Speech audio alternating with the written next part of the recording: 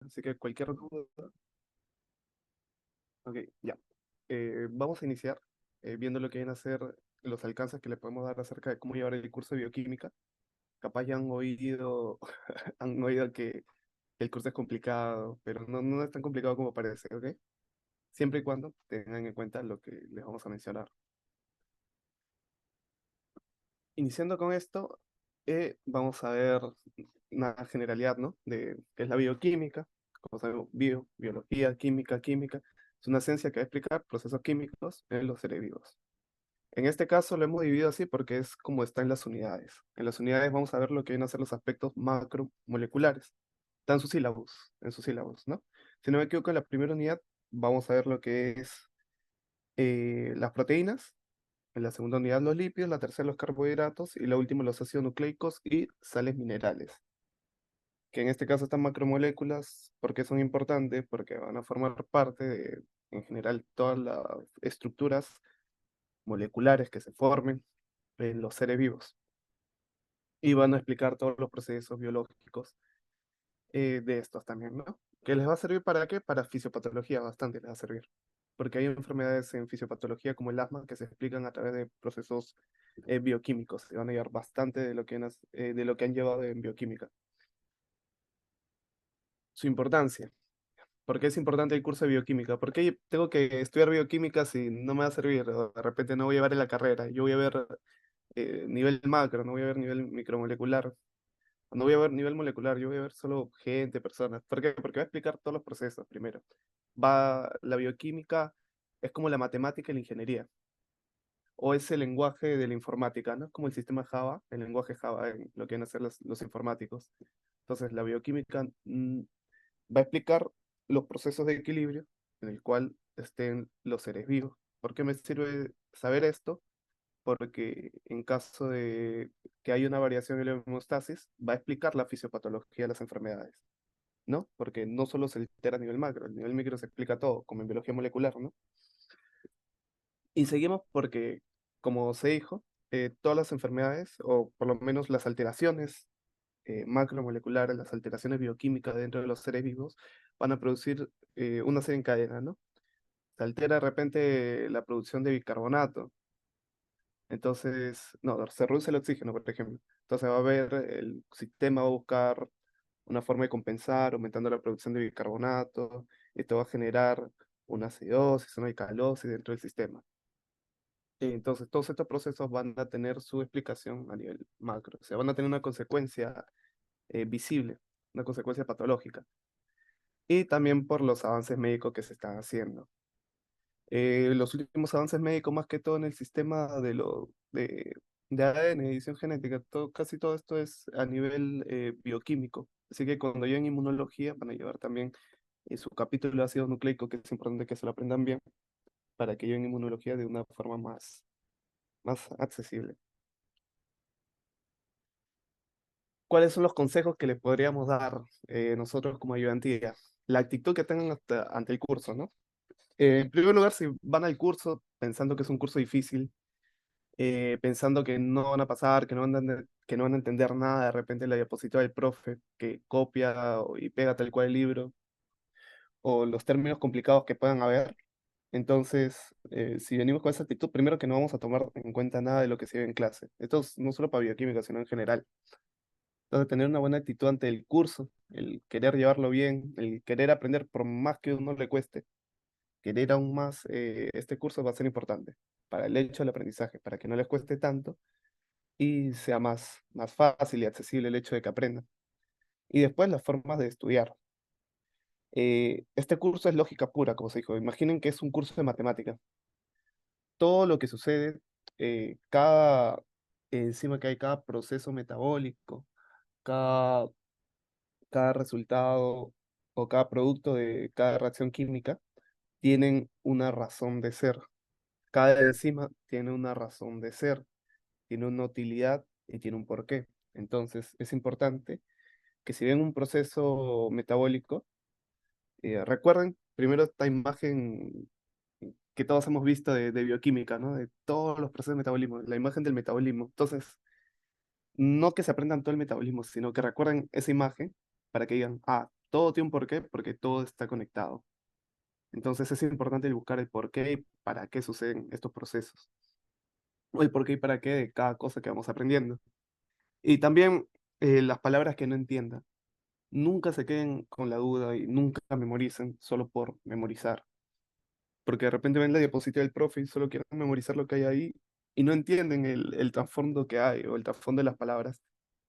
Que muchas veces, como ya se les ha comentado, la etimología dentro de las palabras de medicina son básicamente descriptivas, describen todo, todo lo que va a pasar. Entonces, si es que no entienden algo, buscar qué significa. Después las mnemotecnias. Está bien entender, pero recordemos que sí o sí van a tener que memorizar. Para memorizar, antes de memorizar, no memoricen por memorizar, como se le dijo, aprendan, entiendan qué están memorizando y luego utilicen técnicas. Ya han visto la pirámide del aprendizaje, entonces, por ejemplo, tenemos la de los palacios mentales, que es muy utilizado por varios compañeros, ¿no? Que ayuda a memorizar básicamente en un espacio que ya tienen conocido. Les invito a que averigüen acerca de palacios mentales. Después tenemos las mnemotecnias y los flashcards, que van a ser importantes más que todo para las palabras difíciles o para los procesos metabólicos, para entender qué puede haber, ¿no? Las mnemotecnias tienen como su rap de Ciclo Cres, igual hay un montón de canciones, o pueden inventarse ustedes una mnemotecnia para sus palabras o para aprenderse los procesos. Ahora, en los resúmenes que hagan, acá pongo resúmenes informales porque no tienen que hacer un resumen como para presentar a un profesor. Recuerden esto, el resumen que ustedes hagan en cualquier curso no debe ser como para que lo presenten o para que te ponga 20 tu profesor. Ese resumen que es para ti, tiene que ser para ti, con tus propias palabras y que tú lo entiendas. Puedes ponerle anécdota o lo más simple que se entienda. La cosa es que tú lo entiendas, ¿no? No tiene que ser un lenguaje formal o algo. Algo que tú entiendas y con lo que te quedes. Luego tenemos otro consejo que le vamos a dar es las diapositivas. Ya lo que llevan del curso seguro ya lo han averiguado o ya les han dicho que las diapositivas que ponen los doctores o las doctoras que van a exponer el curso tienen la información clave más que todo, tienen los puntos claves que van a tener que estudiar o que vienen en el examen. Entonces, es importante que estudien las diapositivas.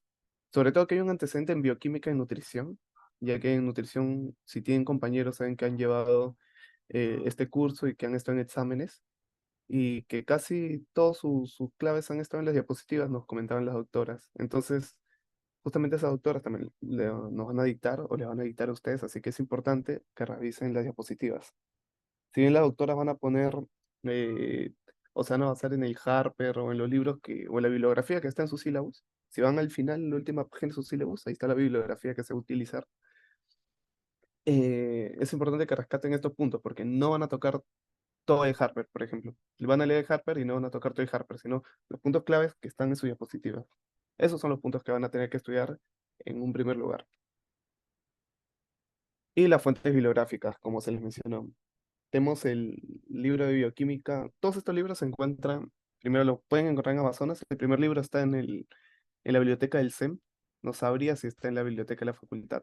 Pero le puedo decir que yo que he ido a la biblioteca del SEM y he buscado estos libros, están todos. Así que cualquier duda pueden ir y ver los libros, ¿no? El primer libro, que es el libro de bioquímica de un profesor de la Villarreal, es muy bueno, ya que te explica todo lo que viene a hacer. Todo el curso de bioquímica te lo resume en un libro, en palabras simples, y un libro más que todo compacto, ¿no? No está compacto, pero te lo resume bien. Y de ahí también se basan las diapositivas y las teorías que dictan en el curso.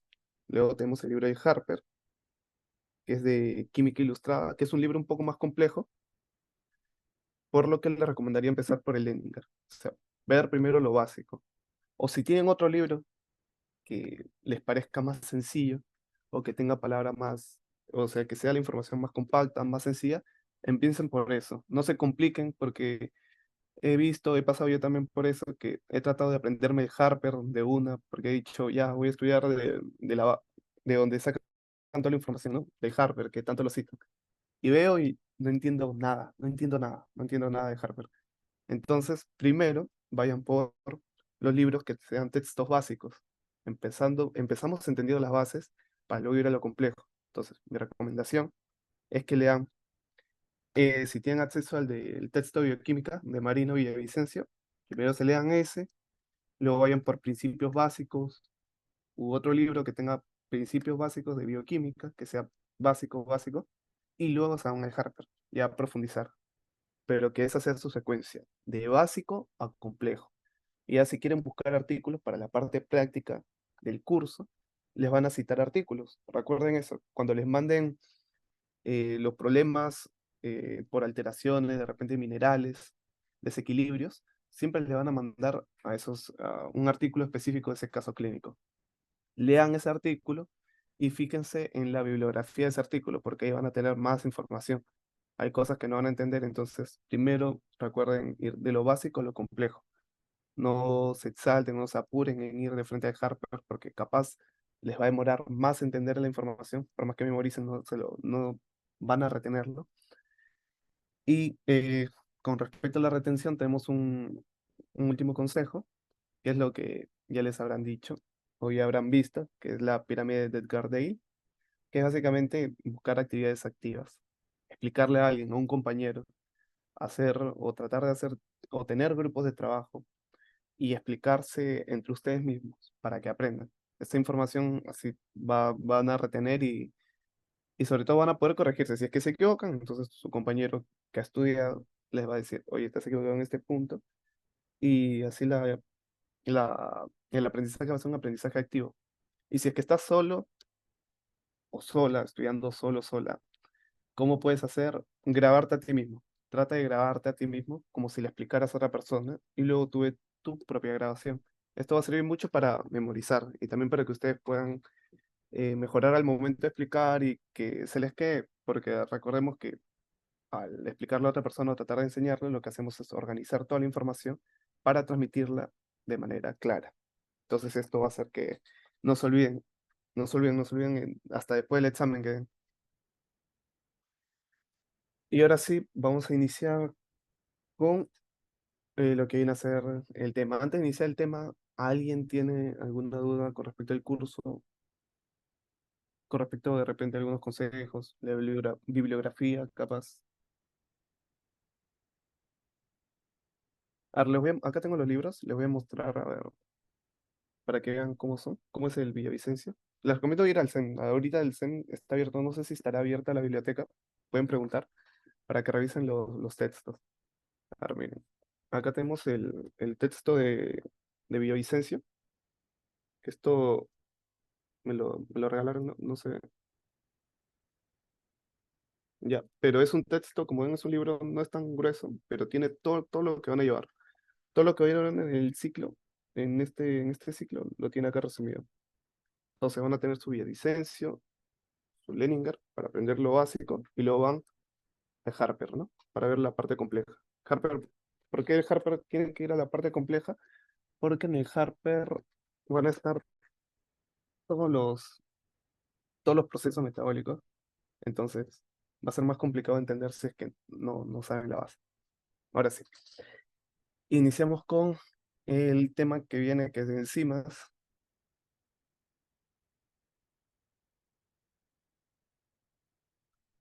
A ver, listo. Ya, ¿qué son las enzimas? Vamos a ver que las enzimas van a ser catalizadores y que van a ayudar en proceso metabólico. ¿Qué significa que van a ser catalizadores? Que van a alterar la velocidad de lo que vienen a ser los procesos químicos. Pueden aumentarla, pueden reducirla o pueden simplemente no afectar.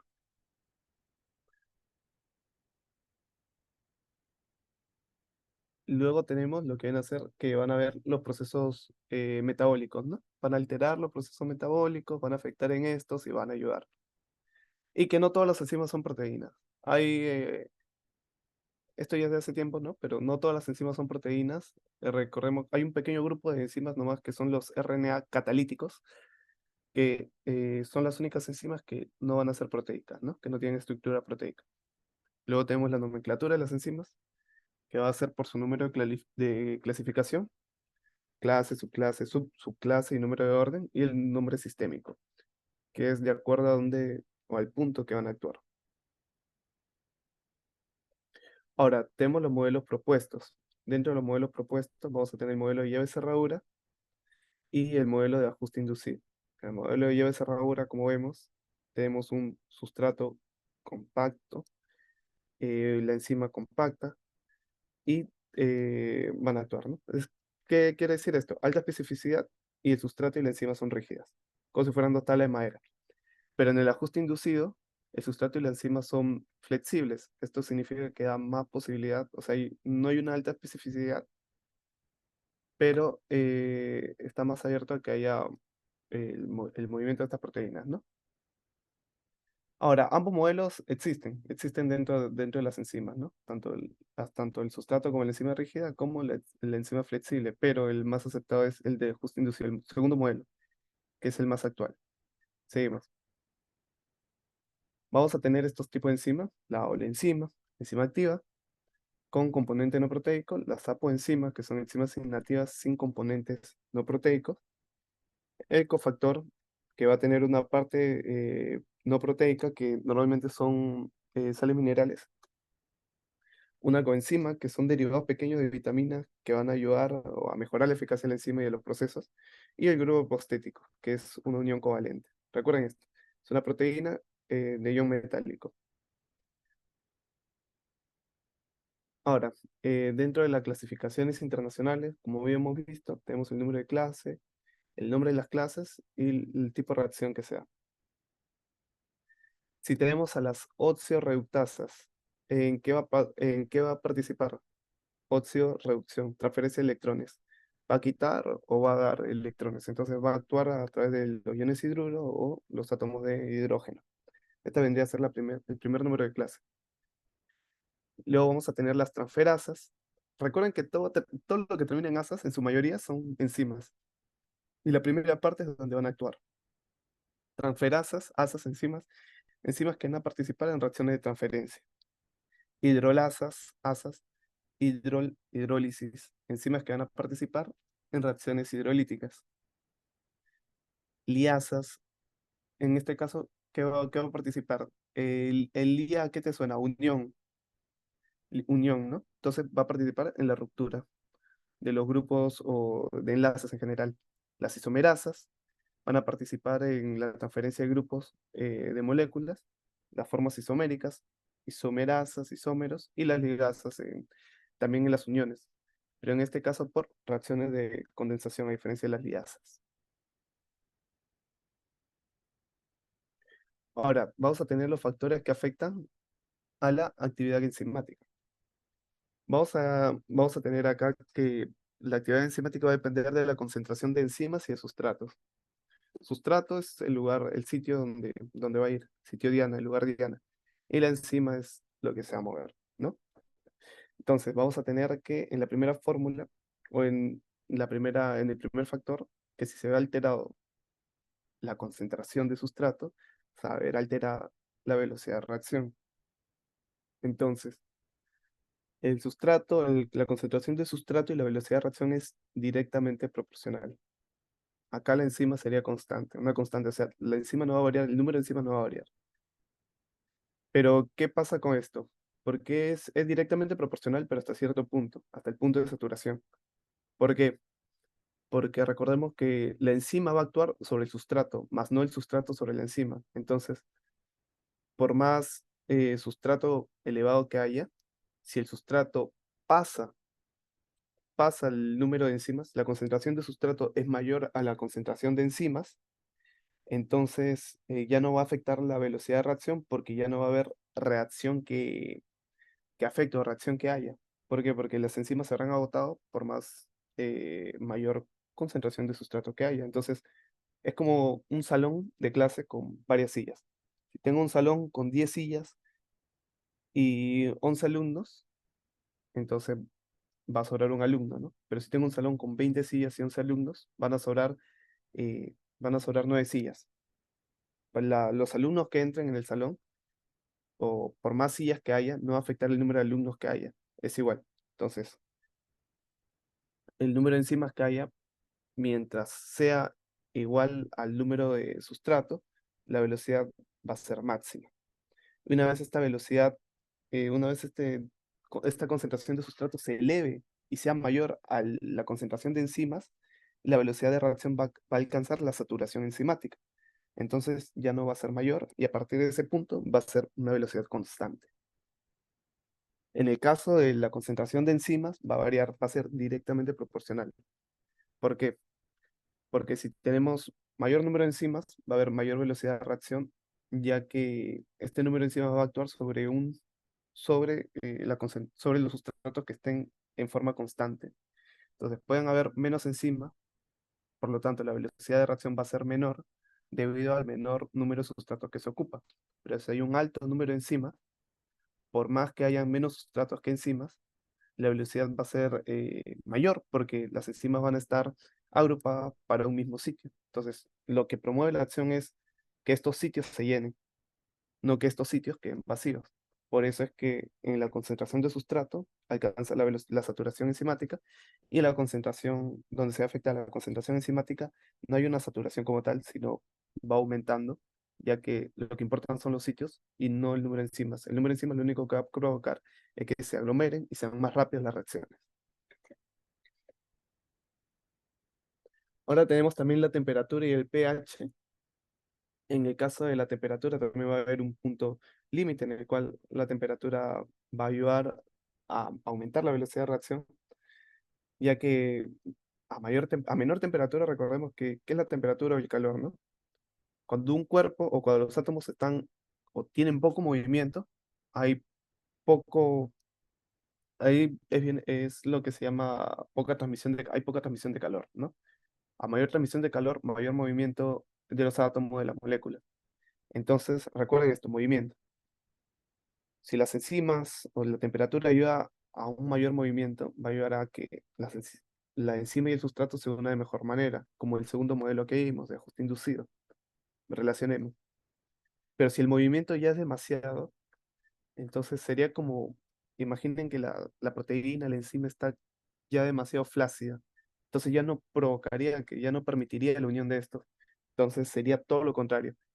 El sustrato y la enzima ya no se podrían unir porque provocaría la desnaturalización, que es lo que justamente pasa en las proteínas. Cuando elevamos la temperatura hay una desnaturalización de las proteínas, que normalmente se revierte al reducir la temperatura nuevamente. Pero recordemos esto. La temperatura que es movimiento de átomos, mayor temperatura, mayor movimiento. Entonces las enzimas se mueven más rápido y se compactan más rápido y actúan más rápido sobre el sustrato. Ambos se mueven. Pero hay mucho movimiento. Ya el sustrato y la enzima están flácidos. Entonces no hay unión. Se pierden. La temperatura va a ayudar a llegar a una velocidad máxima y a partir de esto va a haber una desnaturalización de las enzimas. El pH. El pH, esto va a ayudar a reducir lo que vienen a ser los radicales ionizados, pero una vez el pH se eleve hasta cierto punto, van a haber los pH, los radicales básicos.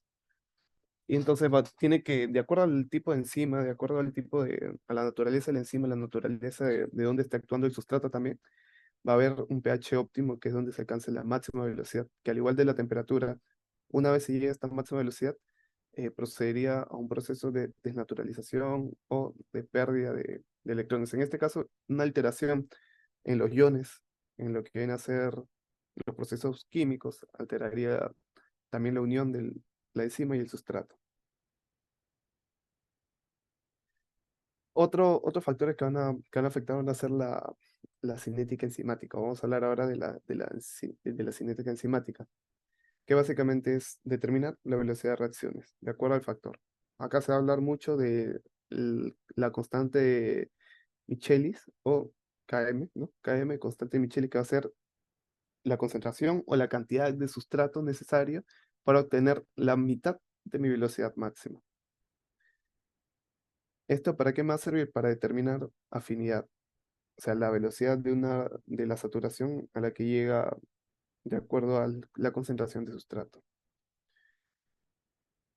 Esto va a ser producido o se va a ver más que todo por el complejo de enzima sustrato, entonces va a ver la cantidad de estados de complejos que se formen. Y a esta velocidad en la que se forman se le dice estado estacionario. Entonces vamos a tener acá, ¿no?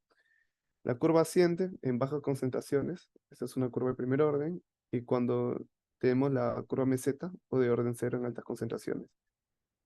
Entonces, cuando hablamos de sustrato, concentración de sustrato, como se habló en el inicio, va a haber un estado de saturación, ya que el nivel de sustrato va a alcanzar velocidad máxima y por más sustrato que haya, la cantidad de enzimas sería las mismas. Ahora tenemos acá. eh, no se asusten por las fórmulas, porque lo que importa es lo que está en los cuadritos. La ecuación de Michel-Menten, que va a haber velocidad y concentración de sustrato, lo que se habló. Esta es la fórmula. Queremos hallar la velocidad. Queremos saber si la velocidad se altera, ¿no? O de qué depende, de qué va a depender la velocidad. Entonces tenemos esta fórmula. Si la concentración es menor a la constante, lo que se va a hacer no se va a tomar en cuenta la concentración dentro de la fórmula. Si no se toma en cuenta la concentración, tenemos que la velocidad máxima, recordemos que la constante es la mitad de la velocidad máxima, la cantidad de sustrato para la mitad de la velocidad máxima. Entonces lo que nos importa es esto. Aprendemos lo primero y lo último. Si la concentración es menor, la cantidad de sustrato es menor a la constante de Micheli, que es la cantidad de sustrato para llegar a la mitad de mi velocidad máxima, entonces la velocidad va a depender del sustrato. Si la cantidad de sustrato que tengo es igual a la cantidad de sustrato que necesito para llegar a la mitad de la velocidad de mi curva, la velocidad máxima va a ser la mitad de lo que lleva mi curva. ¿Por qué? Porque la cantidad de sustrato total que voy a tener o la cantidad de la concentración de sustrato va a ser la misma a la mitad de la que llega a la velocidad máxima. Entonces, si ambos son las mismas, ya no habría posibilidad de que aumente la velocidad, porque ambas cantidades son iguales. Y si la cantidad de sustrato que tengo, o sea, la cantidad de lugares diana donde va a actuar la enzima, es mayor a mi constante, entonces no se va a tomar en cuenta a la constante y se va a tener que la velocidad que se tome es siempre la velocidad máxima. ¿Esto por qué? Porque recordemos que la constante trabaja con la velocidad, con la concentración que tenemos. Acá se va a expresar la concentración, ¿por qué? Porque la velocidad va a depender de la cantidad de sustrato. Entonces, acá tenemos un sustrato, pero solo hasta la mitad de la velocidad. No sabemos si va a llegar a más o no. Es por ello que acá la velocidad depende del sustrato porque no sabemos cuál es la velocidad máxima. En cambio, en el segundo lugar se cancela. Es como si fuera una división. Se cancela el sustrato y la velocidad máxima ya la tendríamos. Son iguales. Y en el otro es mayor, es lo contrario a que sea el menor, ¿no? Ya tenemos que se cancelan los sustratos y solo quedaría la velocidad máxima.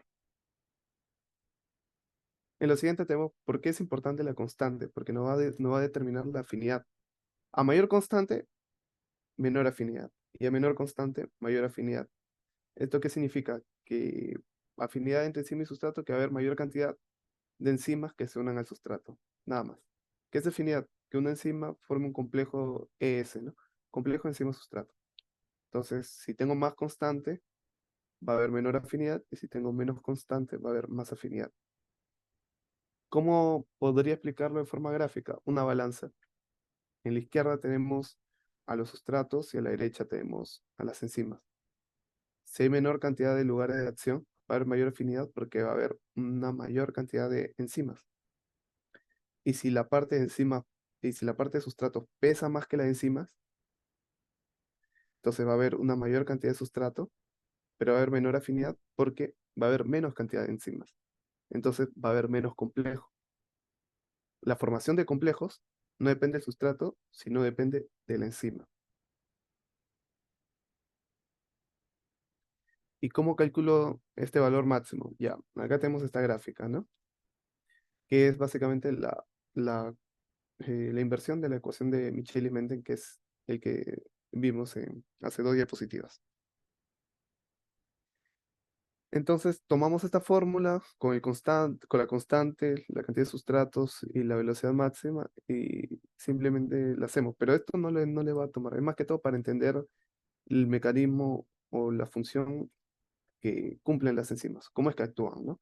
Estas fórmulas, no, ustedes no van a hallar la velocidad como tal, pero le va a servir para entender cómo es que actúan las enzimas, ¿no? Con respecto a la variación de sus concentraciones.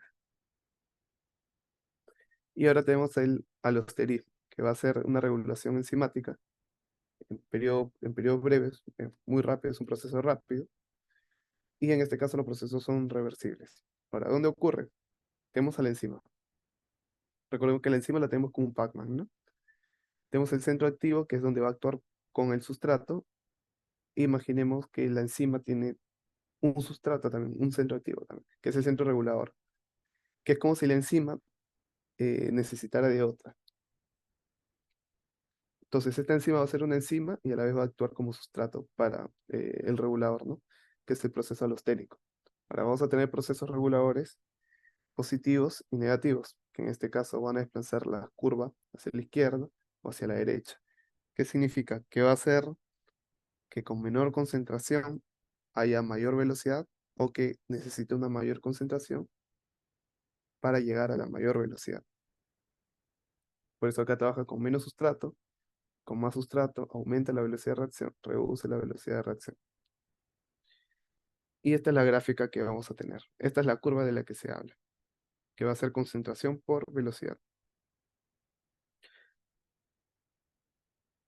Ahora, esto es lo que vendría a ser el modulador del que se está hablando, que va a promover el cambio en la enzima. O sea, el modulador es una enzima de una enzima. Así piénsalo. Así como la enzima actúa sobre el sustrato y provoca un cambio químico, una reacción química o una reacción metabólica dentro de la célula, igual. El modulador va a actuar sobre la enzima provocando lo mismo. Se va un cambio en la enzima que va a alterar la afinidad. Esta alteración puede acelerar o bloquear el proceso, como se le dijo. Puede ser un proceso positivo o un proceso negativo. Ahora, de acuerdo a los lugares de acción, vamos a tener dos tipos, la homotrópica y la heterotrópica. En la homotrópica, el sustrato también es efector, o sea que el sustrato también va a producir este efecto. Va a ocurrir el cambio conformacional y este mensaje se va a transmitir a otro sitio activo. Y en la heterotrópica, el efector y el sustrato es distinto. Entonces, en este caso suelen ser los iones. En la heterotrópica, los iones. Si es positivo, en este caso es más sencilla la unión del sustrato y si es negativo es más difícil.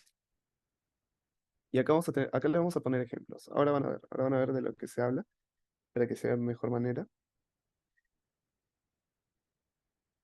Ahora vamos a tener los inhibidores que, como su nombre lo dice, van a bloquear, a cortar o simplemente no van a permitir que se den las reacciones químicas. Vamos a tener a los irreversibles y a los reversibles. Los sustratos suicidas, que básicamente una vez se provocan la unión, eh, o se destruyen, se desnaturalizan o provocan una reacción inversa, que es igual a un inhibidor no competitivo. Ahora vamos a ver qué es un inhibidor no competitivo también. Y la temperatura, el alcohol, los metales pesados, ácidos y bases. ¿Esto por qué? Porque desnaturalizan las enzimas, regularmente las enzimas proteicas. Entonces afectan su estructura proteica de forma permanente, en la mayoría, en la mayoría. Ahora, los reversibles tenemos que vamos a tener la competitiva, no competitiva y la competitiva. Competitiva se unen o se asocian, se asemejan a los sustratos. En la no competitiva se va a unir a a un lugar diferente, que es el sitio activo, que son las alostéricas, y la acompetitiva que se une al complejo de enzima sustrato. Para verlos de mejor manera, acá tenemos la inhibición competitiva que se habló, que se asemeja a los sustratos. Tenemos la no competitiva, que se une a lugares diferentes, a sitios distintos, y la acompetitiva, que lo que va a pasar va a ser que se une a un lugar distinto. Entonces, acá tenemos el sustrato y acá tenemos la enzima. La enzima va a unirse al que hay en su mayoría. Entonces, en la inhibición competitiva va a haber esto. Es como en farmacología. En farmacología también van a haber competitivo y no competitivo. Esto básicamente va a hacer que se van a unir a un mismo lugar y quien tenga más gana. En donde haya más número gana. Quien tenga más concentración gana. El inhibidor o el sustrato. El que haya gana. En la inhibición no competitiva, este va a actuar sobre un lugar distinto, pero solo sobre uno a la vez.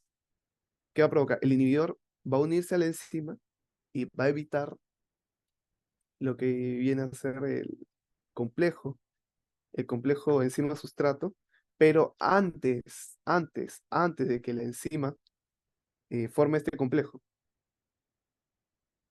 Entonces, el inhibidor no competitivo va a actuar sobre otro sitio de acción y va a evitar la formación de este complejo. En cambio, la inhibición A competitiva puede actuar antes o durante.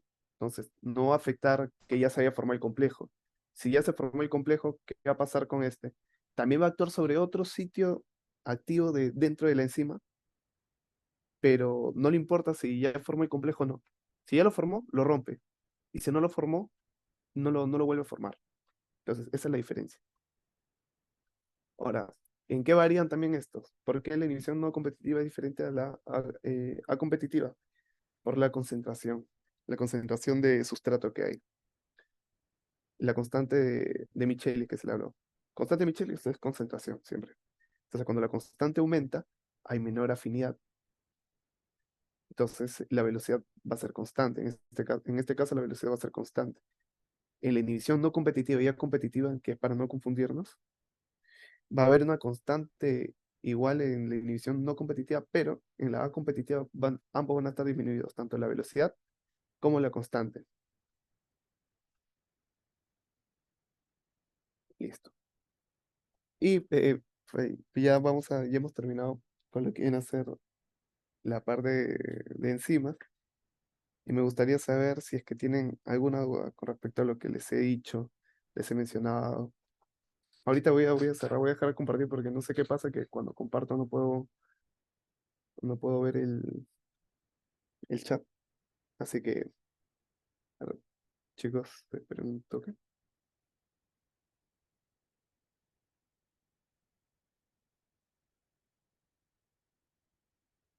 Y ya está, listo. ¿Alguien tendrían alguna duda? ¿Alguien? A ver, hay un mensaje.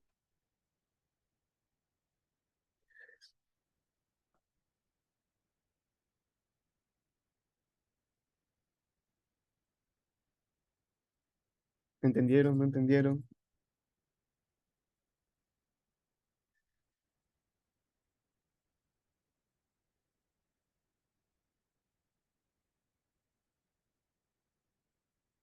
Ya, a ver, Ana Cristel. A ver, Ana Cristel, el Leaping Code también es bueno, pero la cosa es que lo entiendas. Recuerda, lo importante es que lo entiendas. Hay una bibliografía detrás, ¿no? Que te dice qué es. Pero si entiendes el Limping Code mejor que de repente que Leninger, utiliza el Limping Code. Es muy bueno también. Pero recuerda ir de menos a más, ¿no? No hay que complicarse con buscar bibliografía, porque recuerden que le va a venir casi todo, igualito a lo de la PPT. La bibliografía es para que profundicen, los libros son para que profundicen y entiendan de mejor manera. ¿Ok? Listo. A ver,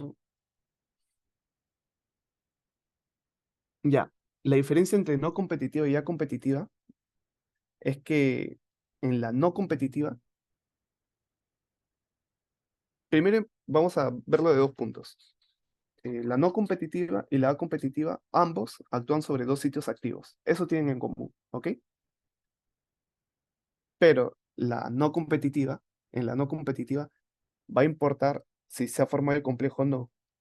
Porque si ya se formó, si la enzima ya formó un complejo con el sustrato, el otro sitio activo se cierra, por así decirlo, ¿no? Se cierra. Entonces, el inhibidor, aunque pueda entrar ahí, ya no va a actuar.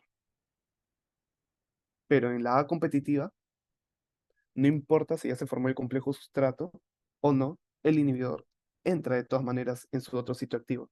Entonces, los que tienen en común, el inhibidor actúa en un sitio activo distinto donde va a actuar el sustrato. Pero en la no competitiva, la reacción tiene que ser antes de que se forme el complejo. Y en la competitiva, no importa si ya se formó el complejo. Esa es la diferencia.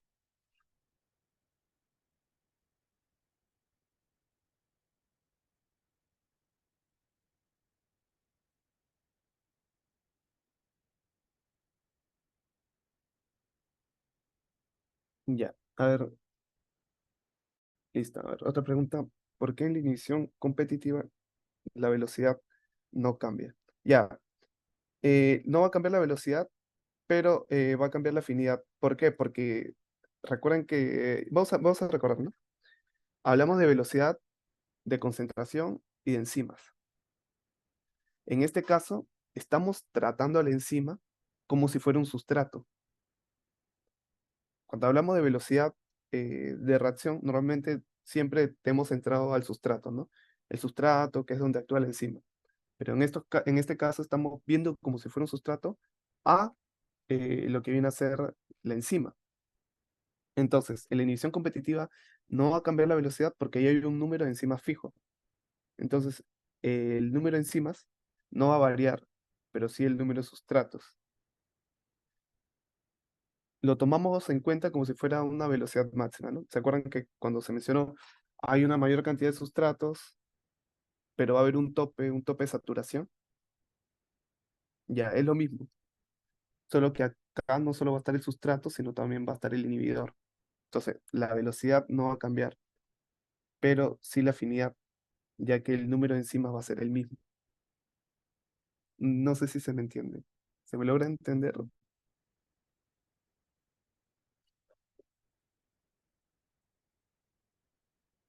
Listo. Perfecto. ¿Alguien tiene alguna otra duda, otra preguntita?